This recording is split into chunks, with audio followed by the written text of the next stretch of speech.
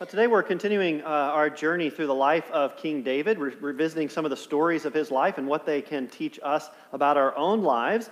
These are some of my favorite stories in Scripture, and these are stories that really have a lot to teach us. And if you've missed any of our sermons so far, I encourage you to go back and watch those videos and be re-engaged with the stories of David. You may have heard them before. My guess is there's some of these stories you haven't heard or don't remember hearing, and so it's worth being reminded of the power of these stories and the way that they can really be relevant in our lives today. The story that we're going to look at today from the life of King David is a story about what could arguably be called or considered his greatest mistake. David makes multiple mistakes through the course of his life, but the one we're going to talk about today is a big one. Let me set the stage for you. David is on the run. His life is being threatened by the then king, a guy named Saul, and David and his men, he's got 600 soldiers, 600 men with him, and their families, their children, their spouses, all of them are together with David, and they're on the run because Saul and his men are trying to capture and kill them. And they've pressed and pressed and pressed, and David and his men are finding themselves with nowhere to run. Everything is at risk, and they're in a very precarious place. In fact, it gets so dangerous that in order for them to even have a hope, they have to do the unthinkable. They have to go into the land of the Philistines to try to find sanctuary. Now, think about this for a moment, just as a reminder. Earlier in David's story, we heard the story of the Philistine army battling the Israelite army. And the Philistines sent down their greatest fighter, this giant named Goliath, and David ends up killing him and cutting off his head and therefore winning the battle. So David is responsible for the Philistine army losing the battle against the Israelites. And now David is facing such a real and present danger, such a threat from Saul, that his best option is to go into the kingdom of the people that he's defeated and ask for sanctuary from their king. That's a bad place. So David takes his men, their families, their kids, everybody they have. They go into the land of the Philistines. David goes to the Philistine king and just pleads for grace and mercy, saying, I have nowhere else to go. My people, we need a place to live. And says, if you'll give us a place to live, we will return that grace by offering you our faithful service. The Philistine king agrees and gives them a place to live in a village called Ziklag. You may go there, you may take your men, you may take your families, and you can go and begin your life there. So all of them go, they move into Ziklag, they begin to make their lives there, and things are going really well for them. In fact, things are going so well for them that when they get word that the Philistine army is once again going to go to battle the Israelite army, David offers his soldiers to the Philistine king. So now, David, who was anointed as the future king of Israel, has offered his services and his soldiers to the Philistine king in order to go and fight and defeat his own people, the Israelites. That's how good things were going at that point, right? It's a big deal.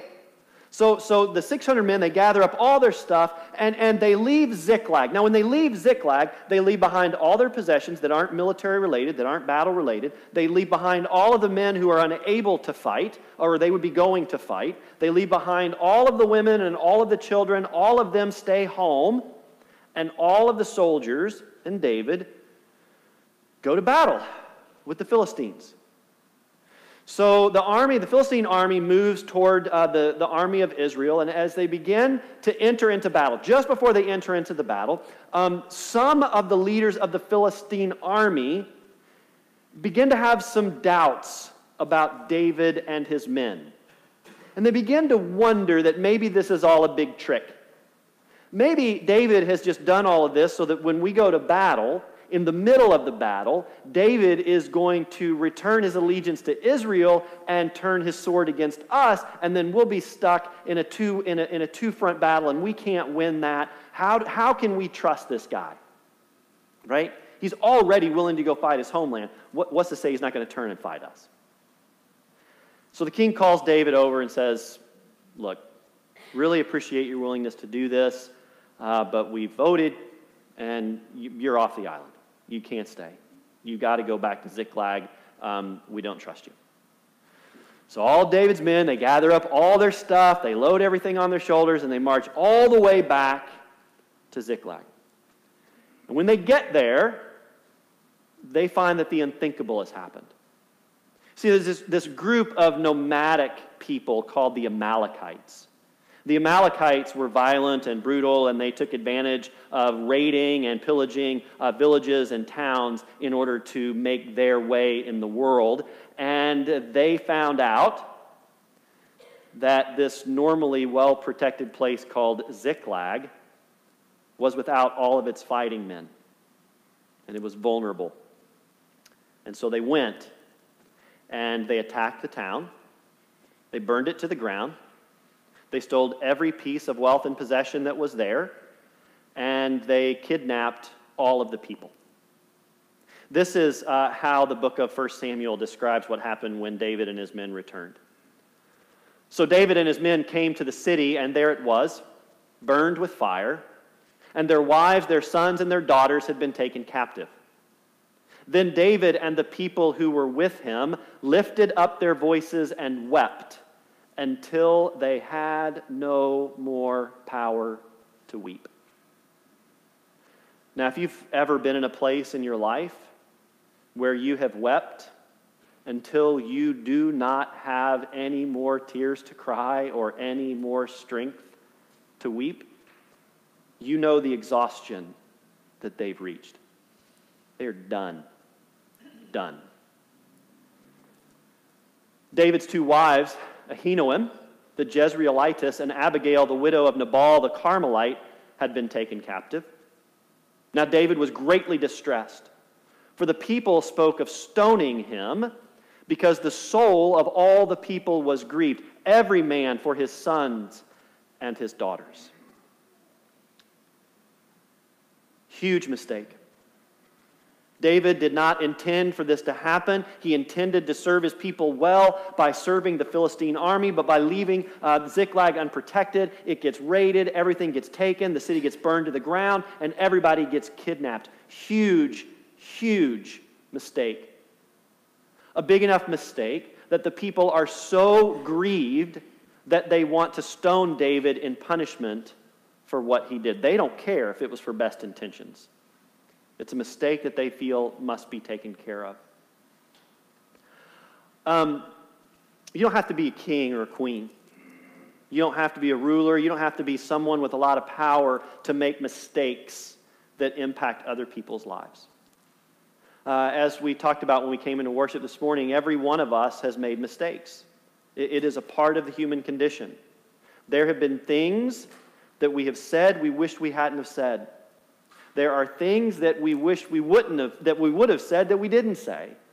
There's things we've done we wish we wouldn't have done. There's things we haven't done that we wish we had. Every single one of us has made mistakes.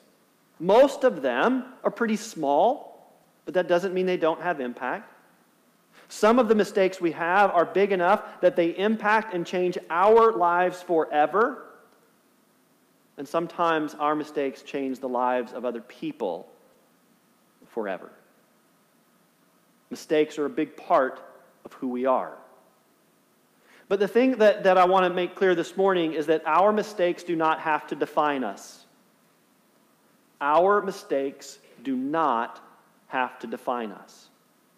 Now, I'm not saying that we have a free pass to make as many mistakes as we want to make without people seeing us or defining us in that way. If we keep making the same mistake over and over and over again, at some point, one, it quits being a mistake and gets called an intention, right? Because we know what we're doing and we still keep doing it. if we keep making mistakes over and over again, or we do things willfully or knowingly that harm others that we shouldn't do, or even if the mistake is different each and every time, but we just make a lot of them, eventually we're going to start being defined by our mistakes. But generally, those mistakes do not have to define us. Because our faith makes it pretty clear that when it comes to mistakes, we're all going to make them, but what defines us is our response to them and how we move beyond them.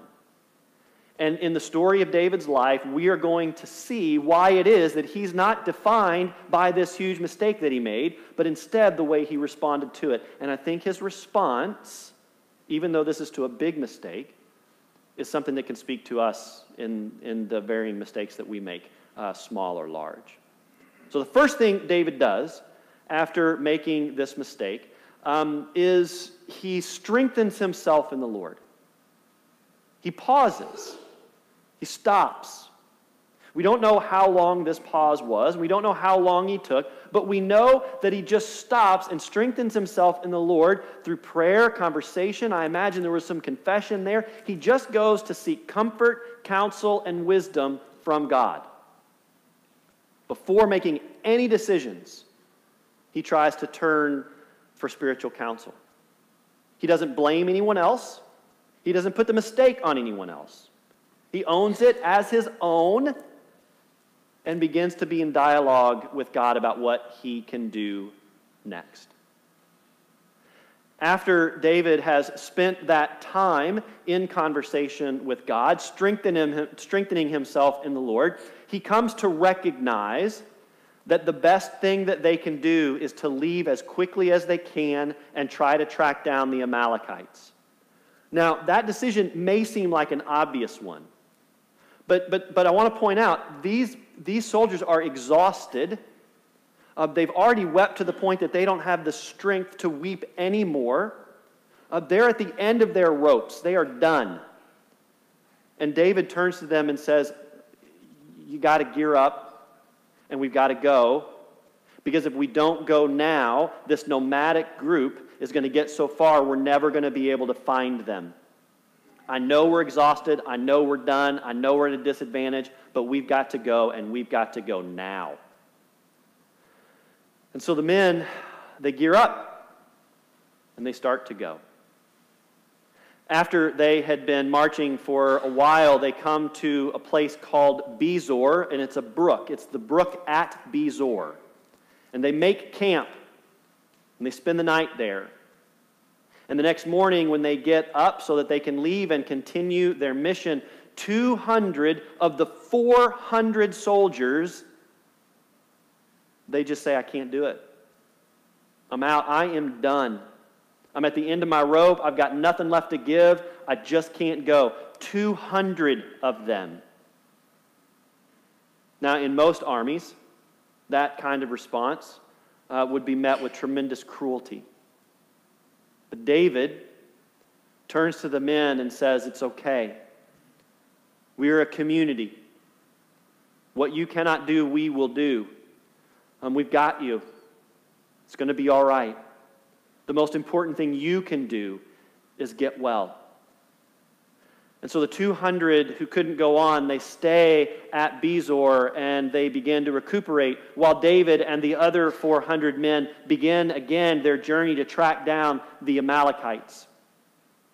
As they're going and they're crossing the wilderness, and again, when we think about wilderness in the Bible, we're not talking about lush green wilderness with lots of resources. We're talking dry, barren, very few resources. It is a place of death and hardship. As they're journeying across the wilderness, they come across a man, and he is clearly dying. He has just enough strength to say to them, I haven't eaten or had anything to drink for 3 days. This puts David in a very difficult position. Because of the hardships of the wilderness, because of the way that faith called them to respond to situations like this, the faith line here was very clear. David has to take care of the person who is dying. It's all about laws of hospitality and laws of how we treat those who are vulnerable and who are hurting. And the laws of faith make it clear. If you find someone in this place, you have to care for them or you are not following the will of the Lord. David knows this, right? So his faith is saying, you've got to stop the mission and care for this one person. But David knows that if he stops the mission and cares for this one person and does what his faith commands him to do, there are hundreds of people who will be impacted by that.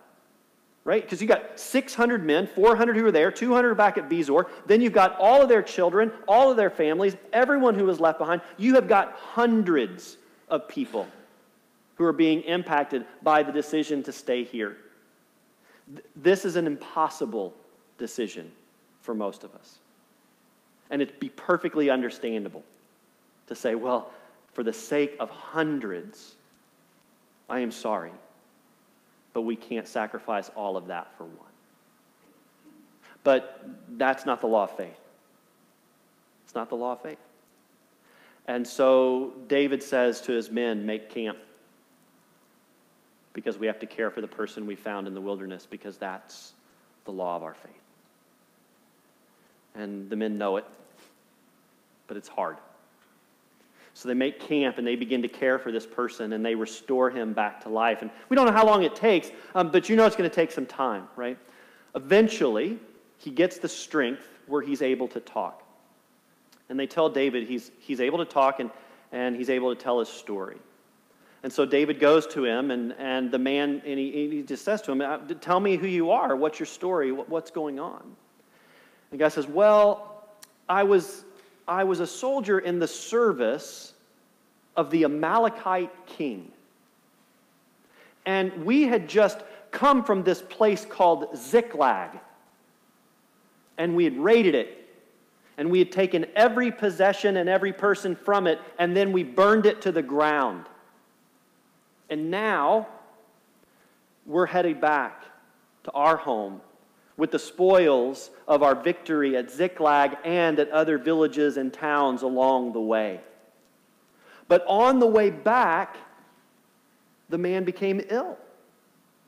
And the Amalekite king said, there's no way we're allowing one person to cause possible harm for everyone else. So for the sake of the whole, we're leaving the one person behind to die in the wilderness. And they went on about their way. David says to the man, we've been nice to you. And then he says, would you be nice to us in return? Can you tell us where the Amalekites make their home? The guy says, well, I can. But if I do, you have to promise not to turn me over. Because if you turn me over to the Amalekite king, I'll die. And in some ways, David wouldn't be wrong in saying he deserves death. He's taken everything from David, and he was a part of that. But David isn't going to define this guy from one mistake. He's going to give the guy the opportunity to respond to his mistake by making it better, to doing something good in response and making up for what he had done. And so David says, okay, I'm not going to turn you over, but you got to show us where they are. So he begins to lead the way, and sure enough, takes them right to the Amalekite camp. And they get to the Amalekite camp in the dark, and the Amalekites, man, they are partying. Like infield Kentucky Derby partying. They do not know which end is up. They do not know which end is down, and they do not care. They are partying, celebrating like there's no tomorrow. David sees the state of their being and decides that this is the perfect opportunity. And they attack the camp. And they're victorious. And in their victory, they do not lose any of their soldiers. They do not lose any of their families. And they are able to get back every piece of property, wealth, and possession that had been taken from them by the Amalekites. Not only that, but they also took the wealth and possessions of the Amalekites as a plunder of war. Not only that, They also took all of the wealth and possessions of every one of those tribes and villages that the Amalekites had raided in addition to Ziklag. And after the battle was over and everything was settled and done, there was a great party, because imagine the families and the soldiers thought they were never going to see one another again. This was a horribly frightening and traumatic experience, and now all of a sudden they've been reunited. They were so happy and so grateful to be back together. The next morning, they go back to Bezor, to where the other 200 men are. And those 200 men are reunited with their families, and there's another party and another celebration, because everything that was taken away, especially all the things that matter, those relationships, the town can be rebuilt. But families are reunited, and everybody's back together, and everyone is just so grateful for how this is turning out. So then David takes what they had gained in wealth, the wealth that was originally theirs, that the Amalekites had taken, and the wealth that was the Amalekites that they had taken. Right? He takes those two pools of money, those two pools of wealth, and he tells the people, I'm going to divide this equally among the 600 men and their families. And as he said that, 400 hands went up and said, whoa, whoa, whoa, whoa, whoa. Wait a minute. They didn't go and fight the fight. They didn't go and march all that way. They didn't put their lives at risk. They couldn't do it. They stayed back at the beach while we went and did all this stuff. They don't deserve to be given their portion. This isn't fair. And David, in that moment, begins to demonstrate what kind of king he's going to be. And he says to them, listen, we're the people of God, and we're in this together. And as the people of God and as a community, there are going to be times when some of us can't do what needs to be done, and others of us have to step in to take care of that. And while you are the one who could go take care of it this time, next time you may not be. We are in this together. And we support one another, and we care for one another, and we move everybody to the finish line. That's what it means to be the people of God. This is everyone's to be shared. And by the way, according to our faith, it's all God's anyway. And God has given this to us so that we can be cared for as God's people. Everybody gets the same share. This is as much about grace as it is about merit. Then David takes it another step. David takes the possessions and wealth of each of those other villages and towns and returns it to them.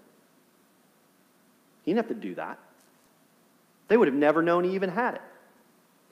You know, sometimes people say integrity is what you do when no one else is watching and no one else needs to know, right?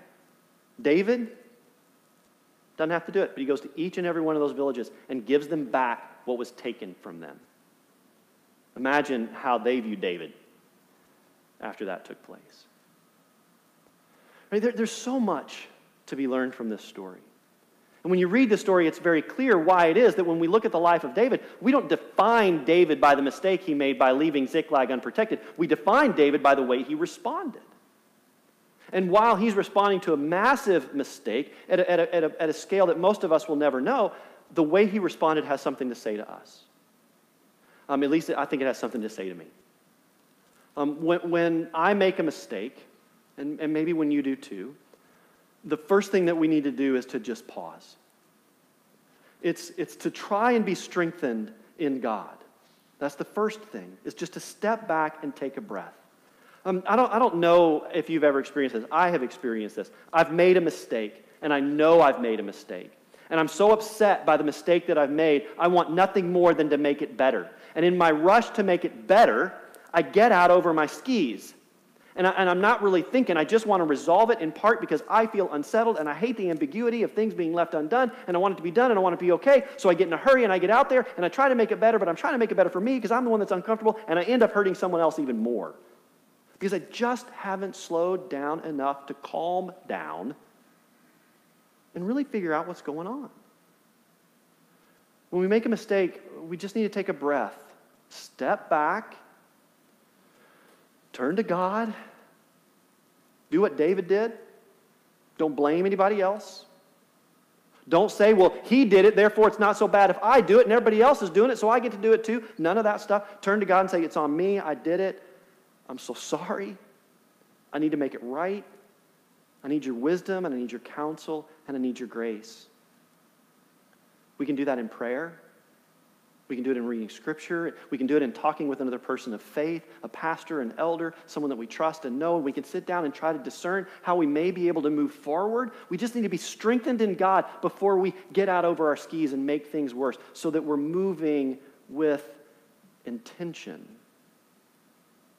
One of the other things that this story teaches us that's so important is sometimes when we make a mistake and we're trying to make it right, we get so focused on the mission, the end goal, that we end up living outside the bonds of faith on the way there, right? We're so focused on getting back to the people who were taken from us, back to what's going on, that we miss the guy who's dying in the wilderness. Or we leave him there because we think, look, I can't sacrifice everything I'm working for what you're dealing with right now. I got my own stuff, right? But when we do that, what are we giving up and what are we gaining? I mean, we may, by correcting our mistake, by getting past our mistake, we may gain the whole world, but if we lose our soul along the way, to what end? Right? We're a people of faith. And as people of faith, when we are journeying through life, it doesn't matter how desperately we're trying to get somewhere. When we come across someone who has a need, that becomes our mission. And we work into that. And what this story is trying to tell us is that isn't necessarily going to mean you're giving up on the goal that you had in the first place. In fact, it may be what gets you there. Because rarely, if ever, does the person of faith get to the place they want to be in faith by ignoring their faith along the way. Right? It's as much a journey as it is a destination. And the story of David is telling us just to relax and slow down and be faithful all the way to it. The last thing that this story points to is once we get things resolved, our mission doesn't end there. David leveraged his resolution to extend grace to others. David experienced what grace looked like in his life, what restoration looked like in his life, and even though he didn't have to do it, he leveraged that to give grace and mercy to other people. Sometimes we struggle to offer people the same kind of grace we want extended to us. When we have been the recipients of grace, when we've experienced God leading us past a mistake that doesn't have to define us into a way where we're able to find reconciliation, hope, and peace, and we get that grace, sometimes we see other people who've made a mistake, and our response is, whoa, you made your bed. Right? David, that's not the way of David. David's way was to extend grace as a leveraging point so that as he experienced it, other people could too. Right? One of the things that strikes me so clearly about this story in David is it points right to Jesus Christ. I mean, you look at this story and then you look at the story of Jesus who came from the house and line of David. You look at his story and you start to think about his stories in relationship to this one. Think about the prodigal son. You probably heard that story, right? Guy makes huge mistakes and yet is welcomed back and not defined by those mistakes, but defined as the child of God he is. Have you ever heard the parable about the shepherd who leaves the 99 sheep to go and save the one? Right? In the story of David, hundreds of people are put on pause so he can care for the one. Right? The purpose of this story is that we find that David is made new through his faith in God and through this redemptive process. What are we as a people of faith when we have fallen short and we've made mistakes and we seek grace? We are made new in Jesus Christ. We even use language like born again, born anew, redeemed. And as redeemed followers of Christ, we're defined as children of God and not by the broken people that we are. I mean, these two stories, they just come together in such a powerful way for us as a people of faith. Look, you're going to make mistakes. You might have made some on the way to church this morning. You likely make some this afternoon. Those mistakes don't have to define you. in Christ, we can be made new, and we can be defined by the way we respond. My prayer is that we'll respond like David. Amen.